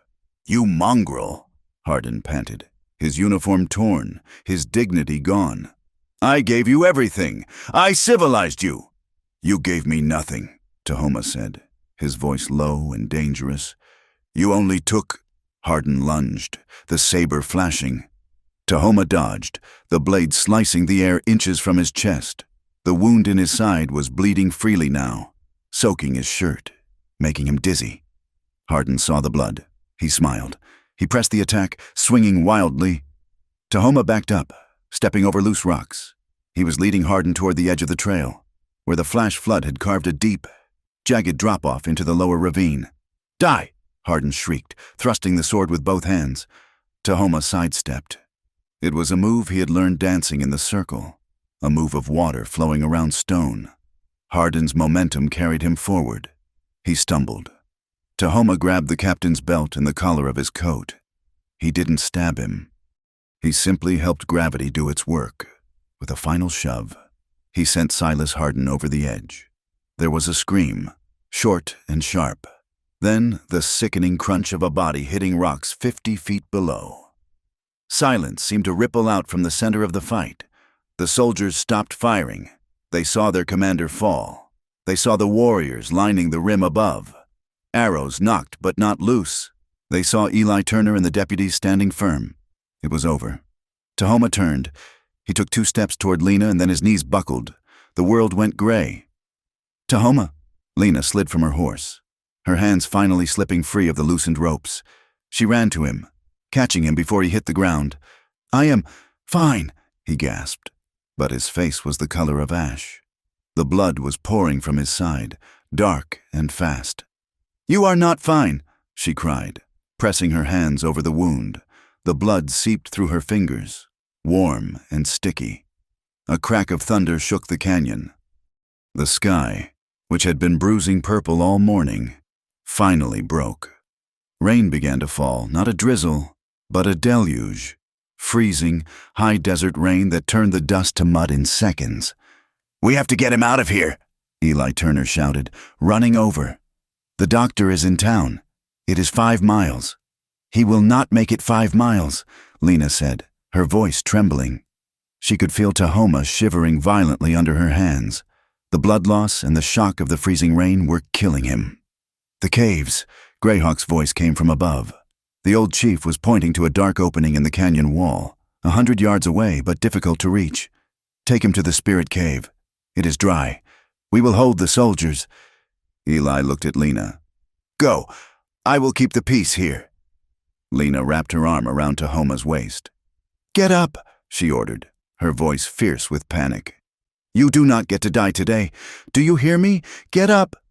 Tahoma groaned, forcing his legs to work. He leaned heavily on her. They stumbled through the mud, the rain lashing at them like icy whips. They reached the cave entrance. It was a small opening, hidden by scrub brush. Lena dragged him inside. The silence was sudden and profound. The cave was deep, smelling of dry earth and ancient smoke. It was dry, but it was bitterly cold. The damp air of the storm was being sucked in. Lena helped Tahoma to the back of the cave, where a bed of dried pine needles had been left by hunters years ago. He collapsed onto it, his teeth chattering so hard it sounded like dice in a cup. She checked the wound. It was a deep graze along the ribs. It had stopped spurting, but he had lost too much blood. His skin was clammy and pale. He was going into shock. Hypothermia was setting in fast. "Fire!" she muttered. She gathered a handful of dry twigs and leaves from the corner. She used the matches from Tahoma's pocket. The flame caught, flickering weakly. It was a tiny fire, barely enough to warm a cup of coffee, let alone a dying man. The wood supply was scant. Tahoma's eyes were rolling back. "Cold," he whispered. "So cold." Lena touched his face. He was like ice. The wet clothes were sucking the last of the heat from his body. She looked at the fire, then at him. She knew the medical reality. Wet clothes killed. Body heat was the only way to bring a core temperature up when there was no other source. She made her choice. "I am going to take your shirt off," she said, her fingers working at the sodden laces of his buckskin tunic. He was too weak to help. She peeled the heavy, wet leather from his skin, revealing the dark bruise of the wound and the shivering muscles of his chest. She pulled his boots off. She stripped him down to his skin, covering him immediately with the rough wool saddle blanket she had dragged in with them. But he was still shaking. The blanket was not enough. He needed a heat source. Lena stood up. Her hands were trembling, not just from the cold. She unbuttoned her high collar. She unlaced her bodice. The wet gray dress, heavy as lead, fell to the stone floor. Her petticoats followed, soaked and muddy. She stood for a moment in the dim firelight, the air biting at her skin. She was terrified, but not of him. She was terrified of losing him. She lifted the edge of the blanket and slid underneath it, lying down beside him on the pine needles. The contact was a shock. He was freezing. "Tahoma," she whispered. She pressed her body against his. She wrapped her arms around him, pulling his back against her chest, intertwining her legs with his. She made herself a human shield against the cold. "Lena," his voice was a slur, barely audible. "I am here," she said. "I am right here." She rubbed his arms, his chest, trying to generate friction, trying to pour her own life into him. Slowly, painfully slowly, the violent shivering began to subside into deep, racking tremors. He turned in her arms, instinctively seeking the warmth. His head rested in the hollow of her neck. His hand, heavy and weak, came to rest on her waist. Skin against skin. There was nothing salacious in it. It was the most honest thing that had ever happened between them. It was survival. It was the stripping away of every barrier cloth, culture, rank, race, until there were only two humans huddling against the dark. "I dreamed this," he whispered into her hair. His breath was warming. "Hush," she soothed, stroking the hair back from his damp forehead. "No," he insisted, his voice gaining a fraction of strength. "Each night, I dreamed of your smile, but I never dreamed I would be allowed to hold you." "You are holding me now," Lena said, tears finally spilling onto her cheeks. "And I am not letting go," he sighed, a sound of infinite relief. His hand tightened slightly on her hip. "You are warm. You are life. Stay with me, Tahoma," she commanded softly. "The storm will pass, but you have to stay for the morning." "I will stay," he promised. Outside, the thunder rolled away down the canyon, leaving the steady, rhythmic drumming of the rain. Inside the cave, the tiny fire flickered and died, leaving them in darkness. But it did not matter. Wrapped in the rough wool of the Navajo blanket, Lena Hart lay naked in the arms of the warrior who had saved her, and whom she had saved in return. She listened to the beat of his heart against her breast. Thump, thump. It was steadying. It was strong. For the first time in the history of Red Mesa, the boundary line had been erased completely. There was no white, no red. There was only the warmth of two bodies binding themselves together against the cold. Forever loved. The morning sun pierced the mouth of the cave like a spear of white gold, shattering the darkness that had held them safe through the night. The storm had passed, leaving the air outside crisp and smelling of wet pine and raw earth. Inside, the fire was nothing but cold ash.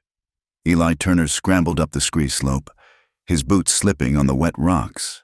Behind him were two Navajo warriors, their faces painted with the black marks of war, and the young corporal from the fort who had turned against Hardin. "Here," Eli shouted. Spotting the footprints leading into the fissure, he ducked his head and entered the cave, his shotgun lowered.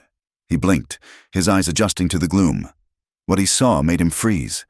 Tahoma was lying on the bed of pine needles, pale as death, his breathing shallow and ragged, wrapped tightly around him. Under the heavy wool of a Navajo blanket was Lena Hart. Her hair was a tangled halo of gold around her face, and her arm was thrown protectively across the warrior's chest. She was asleep, exhaustion having finally claimed her.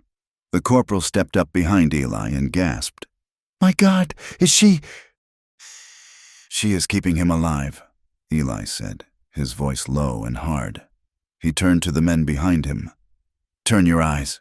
The corporal looked away, blushing. The Navajo warriors did not look away. They nodded solemnly, understanding the desperate medicine of skin against skin in the freezing night. Lena stirred. She opened her eyes, groggy and disoriented. Then she saw Eli. Panic flared in her gray eyes for a heartbeat, but she crushed it. She did not scramble away in shame. She did not scream. She sat up slowly, pulling the blanket tighter around her shoulders to cover her nakedness, leaving the rest of it to keep Tahoma warm. "He is burning up," Lena whispered, her voice raspy. "The fever is setting in. We need the doctor." Eli took off his heavy duster coat and tossed it to her. "Put this on. Miss Hart, we have a litter made. We will get him down," as Lena dressed beneath the privacy of the turned backs. Eli stepped close to the corporal. "Listen to me," Eli growled, his hand resting on the butt of his pistol. "What you saw here, it was survival. If I hear one word of filth spoken about this woman in the bunkhouse, if I hear one joke, I will come for you. Do you understand?" The corporal swallowed hard. "Yes, Deputy, they saved the valley. I know that." "Good," Eli said. "No one has the right to judge them." They carried Tahoma out into the sunlight. He groaned as they moved him, his eyes fluttering open. He looked for Lena. When he saw her walking beside the litter, wearing Eli's oversized coat, he closed his eyes again, a faint line of relief smoothing his brow. While one group carried the wounded, another group scoured the canyon floor. They found Captain Silas Hardin 300 feet below the trail, wedged between two boulders near the river. He was not dead, but he was broken beyond repair. His back was twisted, and his breathing was a wet, bubbling rattle. Sergeant Miller, who had stayed loyal to the end, stood over him, but even Miller looked shaken. "Captain," Miller asked. Hardin's eyes opened. They were glassy, staring up at the strip of blue sky between the canyon walls. "My pocket!" Hardin wheezed. Blood flecked his lips. Miller reached into the captain's interior coat pocket. He pulled out a leather-bound notebook and a thick envelope wrapped in oilskin. "Burn it," Hardin gasped. Miller hesitated. He looked at the carnage around them, the dead horses, the wounded men, the senseless waste caused by one man's ambition. He looked at the envelope. It was addressed to Bartholomew Caldwell. "No, sir," Miller said quietly. "I do not think I will." Hardin tried to speak, to curse him, but the light faded from his eyes. The rattle in his chest stopped. The architect of the war was dead, claimed by the very land he had tried to break. The fallout hit Red Mesa like a hammer. By noon, Tahoma had been transported not to the fort, but to the Navajo village on the high mesa. It was Greyhawk's demand, and Lena had supported it. She rode with them, ignoring the stares of the townspeople as the procession passed. Bartholomew Caldwell was waiting on the porch of the hotel, looking nervous. When he saw Eli Turner riding in with the notebook and the letters, his face went the color of old milk. "A tragic accident," Caldwell blustered as a crowd gathered. "Captain Hardin was a rogue element. I had no idea he intended to use violence." "Is that so?" Eli asked, dismounting. He held up the oilskin packet. "Because these letters to his investors in Chicago say that you promised them the land would be cleared of vermin by the 1st of November. And this notebook details the payment you made to the men who shot your own cows." The crowd murmured. The ranchers looked at Caldwell with dark, angry eyes. They hated Indians, perhaps, but they hated a liar and a man who wasted good beef even more. "That is forgery," Caldwell shouted. "We will let the colonel from Santa Fe decide that," Eli said. "He is riding in tomorrow." Up on the mesa, inside the Medicine Hogan, the air was thick with the smoke of cedar and sage. Tahoma lay on a pile of furs. His chest was bound with clean linen, but the infection was deep. The bullet had carried bits of his dirty shirt into the wound. The tribal medicine man, a wizened figure with eyes like black pebbles, chanted the songs of healing, shaking a rattle made of gourd. Lena sat on the other side of the fire. She had brought her own medicine bag, the one her father had left her. It contained carbolic acid, clean bandages, and laudanum. "He needs the spirit song," Greyhawk said gently to her, "to call his soul back. And he needs the wound cleaned," Lena said firmly, "to keep the poison from his blood. We will do both." And so they did. For 3 days and 3 nights, the ancient chants of the Navajo mingled with the cool, scientific precision of the white woman. Lena washed the wound, administered the medicine, and forced water between his parched lips. The medicine man brushed him with eagle feathers and walked the path of the spirits. On the 3rd night, the fever broke. Tahoma opened his eyes. They were clear. He looked at Lena, who was dozing sitting up, her head resting on her knees. "You stayed," he rasped. Lena jerked awake. She crawled to him, placing her hand on his forehead. It was cool and damp. "I told you," she whispered, tears filling her eyes. "I am not letting go." Tahoma reached out and took her hand. His grip was weak, but steady. "Then I am home." The military inquiry was held in the dining hall of the fort 2 weeks later. A colonel had arrived from Santa Fe to oversee the mess. Caldwell had hired a lawyer from the city, a man in a silk suit who tried to twist every word. But he could not twist the evidence. Hardin's notebook was damning, but it was the witnesses who sealed the coffin. Eli Turner took the stand and spoke of the fake attack on the cattle. The soldiers who had been forced to participate in the ambush testified against their dead captain. Then, Lena was called.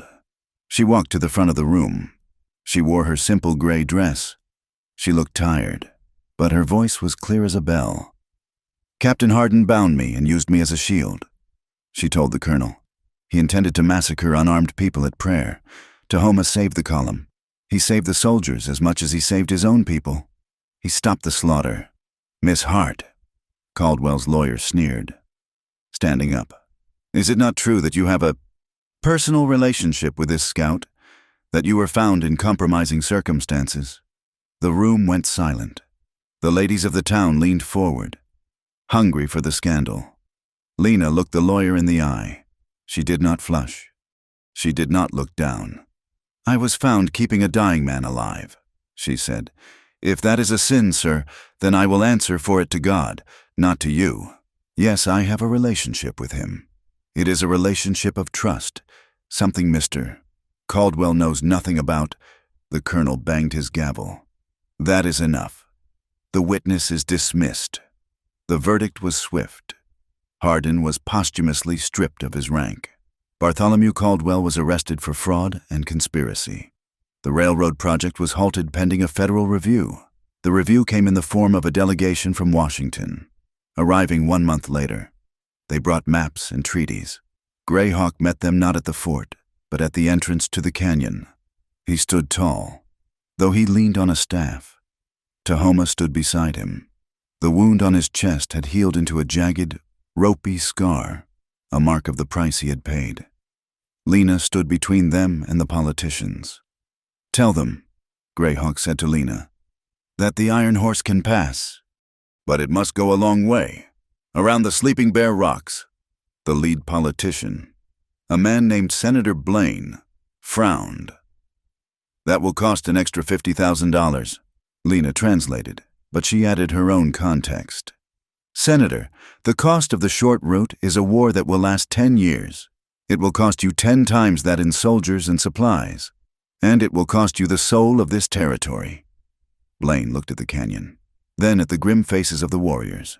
and finally at the determined face of the schoolteacher. "Very well," Blaine sighed. "We will route it south, but we need guarantees. The surveyors must be safe." "My nephew," Greyhawk said, placing a hand on Tahoma's shoulder, "will lead the guardians. We will protect the tracks.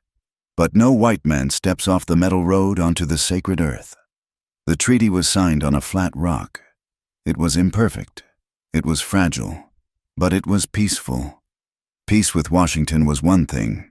Peace with Red Mesa was another. When Lena returned to her classroom, the town was cool. The whispers followed her everywhere. Indian lover, traitor, fallen woman. Some of the parents pulled their children out of school, but then the winter flux returned. It was a harsh cough that settled in the chests of the young. The doctor was overwhelmed. Lena closed the school and went house to house. She brought soup. She brought willow bark tea that Naomi had taught her to make. She sat up with Mrs. Gable's son for 2 nights, sponging his fever, just as she had done for Tahoma. When the boy recovered, Mrs. Gable stopped Lena in the street. "Miss Hart," the banker's wife said, looking at her shoes. Thank you. It is my duty," Lena said simply. "They say—" Mrs. Gable hesitated. "They say you are going to marry him. The scout. His name is Tahoma," Lena said. "And yes, if he asks me—" Mrs. Gable looked at her. She saw the steel in the young woman's spine. "Well," she sniffed, adjusting her shawl. "I suppose a woman who can stare down a flash flood knows her own mind. Good day, Lena." It was not an embrace, but it was a truce. Eli Turner, now the acting sheriff, did the rest. One Friday night, a group of drunken miners started shouting insults outside the schoolhouse where Lena lived. Eli walked out of the shadows. His shotgun cracked over his arm. "Go home, boys," Eli said softly. "She is bringing shame on the town." "Eli," one drunk shouted, "mixing blood. She brought medicine when your little girl was dying." "Frank," Eli said to the man, "I remember that. Do you—" The man fell silent. "Tahoma and Lena are under the protection of this badge," Eli announced. "And more importantly, they are under the protection of common decency. Now clear out." The final barrier fell on a Sunday morning in December. The church bell was ringing, calling the faithful to worship. The people of Red Mesa were filing into the white-clapboard building. Then, the sound of a single horse approaching made them turn. Tahoma rode down the main street. He was not wearing his army uniform. He was not wearing buckskins. He was wearing a simple black suit, the kind a rancher might wear, with a clean white shirt. His long black hair was tied back neatly with a leather thong. He dismounted in front of the church. He tied his horse to the rail next to the doctor's buggy. The town went silent. A Navajo had never entered the church, except to sweep the floor. Tahoma walked up the steps. He looked neither left nor right. His face was calm, his head high. Lena was waiting in the vestibule. She was wearing her best blue dress, the color of the water in his dream. When he reached her, he stopped. He held out his hand. "Are you ready?" he asked quietly. "I have been ready since the first time I drew you," she replied. She took his hand, his fingers laced with hers, dark skin against pale. Together, they turned and walked into the sanctuary. The murmuring stopped instantly. The preacher, standing at the pulpit, froze mid-sentence. Tahoma and Lena walked down the center aisle. The wooden floorboards creaked under his boots. Every eye was on them. There was judgment in some faces. Yes, there was curiosity in others, but in the faces of the children, the white children, and the Navajo children sitting together in the back, there was only wonder. They reached the front pew. They did not sit. They stood before the altar. The preacher looked at them. He was a man of God, but he was also a man of his time. He struggled for a moment. Then he looked at the cross behind him, and he looked at the 2 people standing before him, united by a bond that had survived flood, fire, and bullet. "Welcome," the preacher said, his voice cracking slightly. "Welcome to the house of God." Tahoma squeezed Lena's hand. He did not understand all the theology of this building. but he understood the spirit. He understood that he was claiming his place in her world, just as she had claimed hers in his. That night, the sky was a canopy of crushed velvet and diamonds. They sat on the porch of the small cabin Lena had rented on the edge of town, facing the canyon. It was neutral ground. Tahoma sat on the railing, whittling a piece of cedar. Lena sat in the rocking chair, sketching. "I had the dream again last night," Tahoma said. Lena looked up. "The one by the river?" "Yes," he said, "but it was different." "How?" "You were not standing across the water," he said. He stopped whittling and looked at her. The firelight from the window caught the sharp angles of his face, softening them. "You were sitting beside me. We were old. Our hair was like the winter snow. And I did not call you white woman or teacher." "What did you call me?" Lena asked softly. "I called you she who walks with morning," he said. "It is a name for a wife." Lena put down her sketchbook. She walked over to him and placed her hands on his knees. "And did I answer?" "You smiled," Tahoma said, leaning down to brush his lips against her forehead. "And you told me to stop talking and put more wood on the fire." Lena laughed, a sound that mixed perfectly with the wind coming off the mesa. "That sounds like a true prophecy." "The war is over, Lena," Tahoma whispered, pulling her into his arms. "The big war. Now comes the hard part, living." "We can do that," she said, resting her head on the scar on his chest. "We have 100 years of practice to catch up on." The night deepened around them, holding them close. The scars of the land were still there, and the scars on their hearts would never fully fade. But as the moon rose over the Sleeping Bear rocks, it shone on a man and a woman who had stopped dreaming of a distant peace and had started building a real one. Right there in the dust of the frontier. The year was 1885. Time had moved across the high desert like a slow river, reshaping the land not with violence, but with steady, persistent pressure. The Iron Horse had come. Just as the prophets and the businessmen had predicted, its whistle could be heard echoing off the sandstone walls every day at noon. But the tracks did not cut through the heart of the sacred canyon.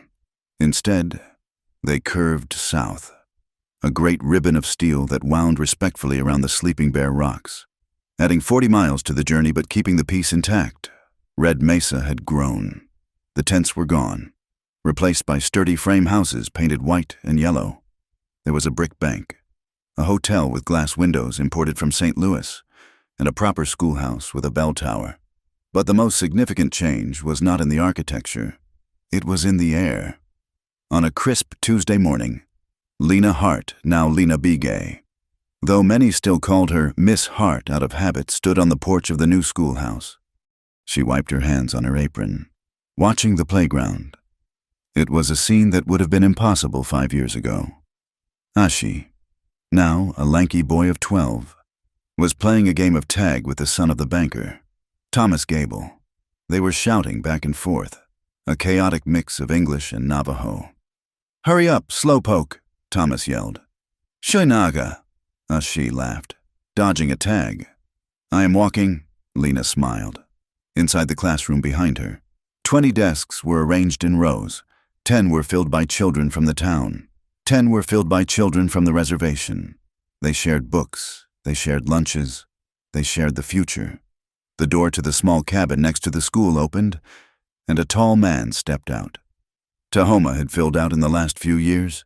The sharp, desperate angles of the starving warrior were gone, replaced by the solid strength of a man who ate well and slept without fear. He wore a linen shirt and canvas trousers, his long hair tied back with a silver concho. He walked over to Lena, his boots crunching softly on the gravel. He placed a hand on her waist, and she leaned into him, instinctively. "The wagon train from Santa Fe is due in an hour," he said, his voice a deep rumble that vibrated against her shoulder. "I am riding out to meet them." "Be careful," she said, reaching up to straighten his collar. "The rains have washed out the lower trail." "I know the trails. Wife," he teased gently, the corner of his mouth twitching upward. "I have walked them once or twice." Tahoma was no longer a scout for the army. He was a guide. an independent contractor who was paid handsomely by merchants and travelers to ensure safe passage through the unforgiving terrain. But his job was more than just navigation. He was the guardian. He ensured that no wagon wheel crossed the line into the sacred grounds, and that no traveler defiled the waterholes. He kissed her forehead and walked toward the corral. Lena watched him go, her heart swelling with a quiet, steady pride. He walked with his head high, a man who belonged to two worlds and was master of both. Down in the town square, Sheriff Eli Turner leaned against a post outside the general store, tipping his hat back. His hair had become gray at the temples, and he moved a little slower due to an old bullet wound in his hip. But his eyes were as sharp as ever. It was market day. The square was crowded. Navajo women sat on blankets displaying turquoise jewelry and intricately woven rugs. The townswomen walked among them, examining the goods, haggling over prices in broken Navajo, while the weavers laughed and countered in broken English. A wagon arrived, carrying a family of new settlers from the east. They looked dusty and tired, their eyes wide with the apprehension of the frontier. The father of the family, a man with a stiff collar and a stiffer attitude, climbed down. He saw the market. He saw the mixing of the races. He saw a Navajo man helping the blacksmith lift a heavy anvil. The settler frowned. He turned to the man next to him, old Mr. Miller, the saloon owner who had once called for the extermination of the tribe. "I thought this was a civilized town," the settler sniffed, pointing a finger at the Navajo weavers. "Why are these savages allowed to loiter in the square? It is unsafe for the women folk." Mr. Miller looked at the settler. He spat a stream of tobacco juice into the dust, missing the stranger's boot by an inch. "You best watch your tongue." "Stranger," Miller grunted. "Those people are neighbors. And that woman weaving the blanket, she brought my wife tea when she was sick with the ague. We do not use the word savage in Red Mesa anymore. Not unless we are talking about folks with bad manners." Eli Turner stepped forward, the sun glinting off the tin star on his chest. "Is there a problem here?" The settler looked from Miller to the sheriff. He saw no sympathy in their faces. He saw a united front. "No, Sheriff," the settler stammered. "No problem. Just surprised." "You will get used to it," Eli said dryly. "Or you will keep moving west. Makes no difference to us." Eli watched the man scurry away. He smiled. It had taken time. It had taken work. But the town had learned. They had learned that hate was expensive, but cooperation was profitable. And more than that, they had learned that blood was just blood, regardless of the skin it fueled. High on the mesa, in the village that overlooked the valley, Greyhawk sat by the fire. He was very old now. His eyes were milky with cataracts, and his hands shook when he held his pipe. But his hearing was still good. He heard the sound of laughter. It was the sound of his grandchildren. A little girl, barely 4 years old, ran into his hogan. She had hair the color of dark honey and eyes that were the gray of a storm cloud. "Grandfather," she chirped in Navajo. "Story." Greyhawk reached out and touched her small face. She was a child of two bloods. In the old days, this might have been a source of shame. Now, it was a source of strength. "Which story?" "Little Bird," he asked. "The one about the flood," she said. "And the brave warrior?" Greyhawk smiled. He did not tell her the story of the war. He did not tell her about the guns or hunger. He told her the story of how the water rose, and how a hand reached out, and how a bridge was built between the rock and the river. He knew his time was coming to an end. He would soon go to the ancestors in the canyon. But he was not afraid. The tribe was not dying. It was changing. It was flowing like water, adapting to the shape of the new world so that it could continue to nourish the roots of the people. That evening, the sun set in a blaze of glory, painting the clouds in violent streaks of magenta and gold. In the small cabin by the schoolhouse, supper was finished. The fire in the hearth was crackling cheerfully, warding off the chill of the desert night. Lena sat in the rocking chair near the window. Her hair was loose, falling around her shoulders like a golden shawl. In her arms, she held their youngest, a baby boy named Thomas, after her father. He was asleep, his dark lashes fanning against his cheek. On the rug before the fire, their daughter. Elu, the little bird, sat on Tahoma's lap. "Tell us again. Papa," Elu begged. "Tell us about the cave." Tahoma looked at Lena. His eyes were warm, crinkling at the corners. The scar on his jaw was just a white line now, a memory of a pain that no longer hurt. It was a dark night. Tahoma began, his voice low and mesmerizing. The sky was angry. The thunder walked on the mountains with heavy feet. Boom! Boom! Elu giggled, snuggling into his chest. We were cold. Tahoma continued. Colder than the snow on the peaks. We had no fire. We had no food. The darkness wanted to eat us. But you were brave, Elu whispered. I was not brave, Tahoma corrected gently. I was tired, and I was hurt, but then, he looked at his wife across the room. Then, the light came. Not a fire made of wood, but a fire made of heart. Mama, Elu asked. Yes, Tahoma said. Mama wrapped me in a blanket, but it was not the wool that saved me. It was love. She held on to me when the spirits were trying to pull me away. She said, You do not go. You stay here. And because she is a very bossy lady, I had to listen. Lena laughed softly, rocking the baby. I am not bossy. I am decisive. That is the night, Tahoma said to his daughter, kissing the top of her head, that my heart realized it was tired of wandering. That is the night my heart found its home. He did not tell them about the nakedness. He did not tell them about the desperate, freezing fear. He distilled the memory down to its essence connection. Survival. Love. Later, after the children were asleep in the loft, Tahoma and Lena walked out to the edge of the canyon. It was their ritual, every night, before sleep. They came here to look at the stars. The air was still. The silence of the desert was vast and comforting. Below them, the canyon was a pool of ink. Above them, the Milky Way stretched across the sky like a river of spilled milk. Tahoma spread a heavy Navajo blanket on the flat rock, the same rock where he had once stood and watched the trains, feeling like a man with no future.